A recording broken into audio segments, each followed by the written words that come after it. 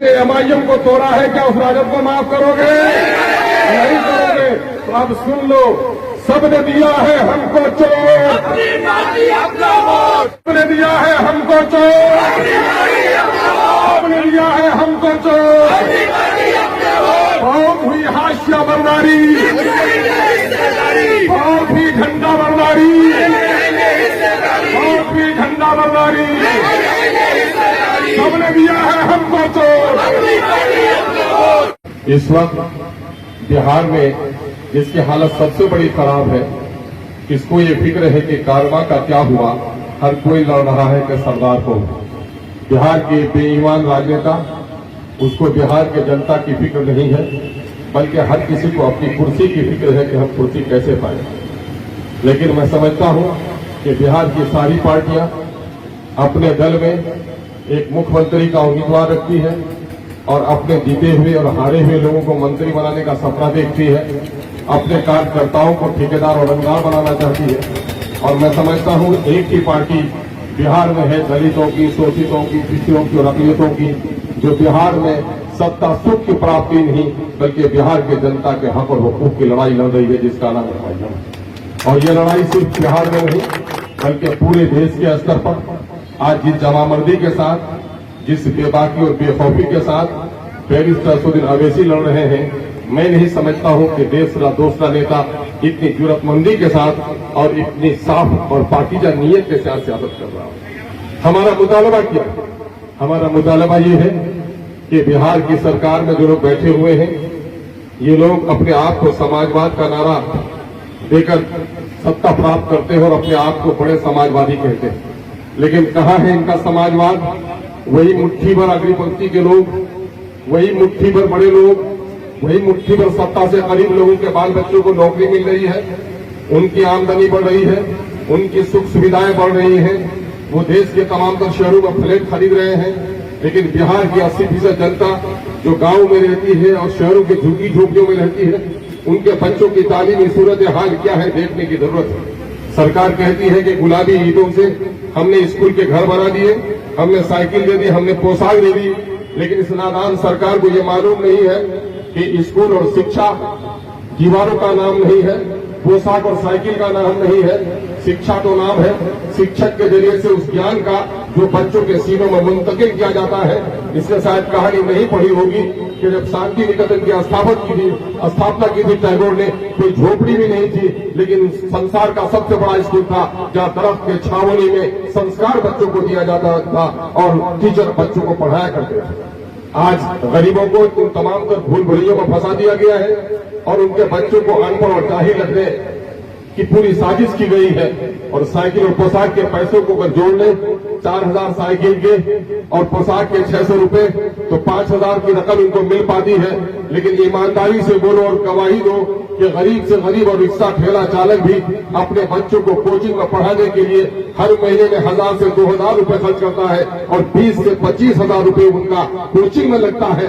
आज से 50 साल पहले, 40 साल पहले कोचिंग का कोई निजाम नहीं था। गरीब और अमीर का बच्चा एक ही स्कूल में पढ़ता था, वहाँ बीडीओ का बेटा भी पढ़ता था, चपरासी भंगी का भी बेटा पढ़ता था। लेकिन आज अमीरों के स्कूल अलग हो गए हैं, गरीबों के स्कूल अलग हो गए हैं। यही वजह है कि बेईमान सरकार गरीबों के बच्चों को गरीब और निरक्षर रखने की साजिश कर रही है। उसी की शिक्षा पॉलिसी के खिलाफ एमआईएम ने आज धरने का एहतमाम किया है और ये आवाज लगाई है कि बिहार के लोगों चलो, और लोग लड़ रहे कुर्सी के लिए, मैं लड़ रहा हूं अपने अवाम के हक के लिए। सीमांचल के भी कुछ नेता है जो बिन पानी के जिस तरह मछली तड़पती है, सत्ता के बगैर तड़प रहे हैं। ठेकेदारी, रंगदारी, रोड की वसूली में जो कमी आ गई है, बेचारा परेशान। जनता के सवालात पर क्यों नहीं तुम्हारी मुंह खुलती, तुम्हारा मुंह क्यों नहीं खुलता, तुम्हारी जबान क्यों नहीं खुलती? सड़क टूटी हुई है, क्यों नहीं जबान खुलती? पुल नहीं बने हैं, क्यों नहीं जबान खुलती? स्कूलों में टीचर नहीं है, क्यों नहीं जबान खुलती? अलीगढ़ यूनिवर्सिटी कैंपस आज वीरान पड़ा है, क्यों नहीं जबान खुलती? 50-50 किलोमीटर पर नदियों पर पुल नहीं है, तुम्हें नजर नहीं आता? सड़कें टूटी है, घर कट रहे हैं, नदियों में बस्तियां विलीन हो रही है, लोग बेघर हो रहे हैं। ये मुद्दे तुम्हारे मुद्दे नहीं है, ये सिर्फ मुद्दे इसलिए है कि तुम तड़प रहे हो कि तुम्हारी रंगदारी पर रोक लग गई है। हालांकि रात को छुपकर डाके डालते ही हो, लूटते ही हो लोग। मैं आपको बताना चाहता हूं कि मौजूदा वक्त सीमांचल के नौजवानों, मेरी नाकें हम उन अभ्यर्थियों का शुक्रगुजार है जिनकी एक बड़ी तादाद यहाँ आई है। लेकिन मैं बता देता हूँ, शेर बहुत पुराना है, लेकिन उसकी मानवीयत रहती दुनिया तक कभी कम नहीं होगी। ये खामोश मिजाजी तुम्हें जीने नहीं देगी। इस दौर में जीना है तो कोहराम मचा दो। कोहराम मचाने का मामला, कोहराम मचाने का मामला क्या है? आज देख रहे हो, अगर जिन लोगों ने पहले क्या कहा कि सर्टिफिकेट लाओ और नौकरी लेकर जाओ, कितनी दोगली पॉलिसी है। मेरे गांव का एक सूफी है, उम्र भर बीवी के को पीटता रहा, बीवी से लड़ता रहा। आज जब बीवी मर गई है तो हर साल उसके मरने के दिन पर मिलाद के का एहतमाम करता है। मैंने कहा ये दोगली नीति तो आपकी बिहार सरकार से मिलती जुलती है। पहले टीचरों को बहाल कर दिया, अब टीचरों को कह रहा है कि गुणवत्ता का इम्तिहान दो। पहले कहा घर घर शराब की दुकान खोल दिया और फिर अब कह रहा है कि शराबबंदी का काम करो। लगता है कि नीतीश जी ने गांव के उसी बिगड़े हुए शख्स से ये सबक सीखा होगा कि आपने पहले क्या कहा कि तुम सीटें ले लो, सेंट्रल टीचर्स एलिजिबिलिटी इम्तिहान अगर तुम पास कर जाओगे तो तुमको हम टीचर बना देंगे। स्टेट लेवल का जो टीचर का टेस्ट होगा तुम दे दो तो हम तुमको टीचर बना देंगे। नतीजा ये हुआ कि लाखों लड़के सीटेट और बीटेट कर लिए, लाखों बेटियों ने सीटेट और बीटेट कर लिया। अब ये समझा बेटा के बाप ने समझा बेटा मेरा तो टीचर हो गया, रिश्तेदारों ने भी समझा कि नौजवान तो टीचर हो गया, किसी ने अपनी बेटी का और अपने बहन का रिश्ता कर दिया। और नीतीश कुमार जी, पता है आपको कि इस सीटेट और बीटेट के नौजवानों को आप बहाल नहीं करेंगे तो कितने रिश्ते उजड़ जाएंगे, कितने नौजवान फांसी के फंदे में लटक जाएंगे, कितनी बेटियां जहर खाने पर मजबूर हो जाएंगी, जिनका रिश्ता टूट जाएगा। उसका जिम्मेदार कौन होगा? उसका जिम्मेदार आप होंगे। आपको समझना होगा, पहले हमारे सीटेट और बीटेट के लोगों को बहाल कर लो, उसके बाद जो पॉलिसी लानी हो लाओ। तरीका यही होता है कि पहले से जो कानून नाफिज होता है उस कानून के मुताबिक जो फैसला हो गया होता है उसके बाद नया कानून नाफिज होता है। अगर सीटेट और बीटेट के लिए आपने ये भी नहीं किया कि साहब सीटेट और बीटेट चलो बहाल हो कर लिया है, आपके इम्तिहान का टेस्ट दे दिया।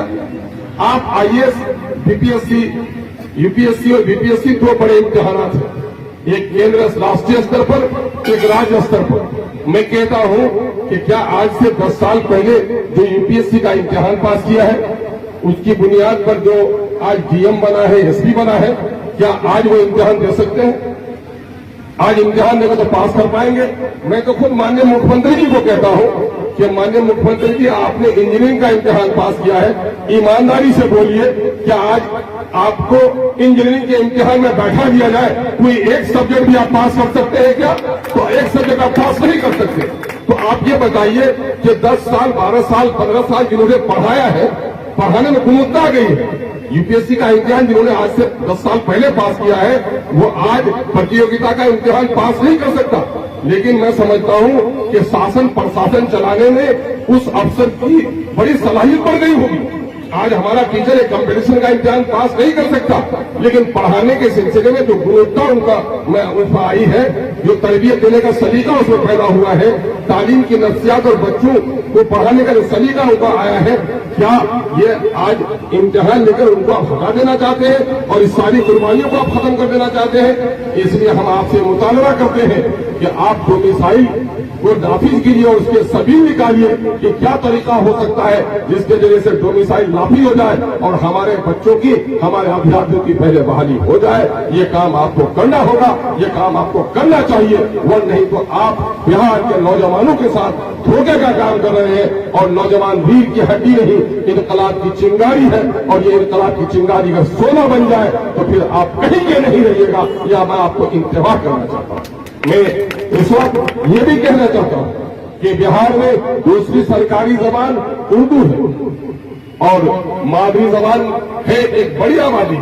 तकरीबन बिहार में 14 करोड़ की आबादी के दरमियान में 5 से 7 करोड़ आबादी उर्दू समझती है, उर्दू पढ़ती है, उर्दू बोलती है और तकरीबन यहाँ पर 3 करोड़ आबादी की जबान मादरी जबान है।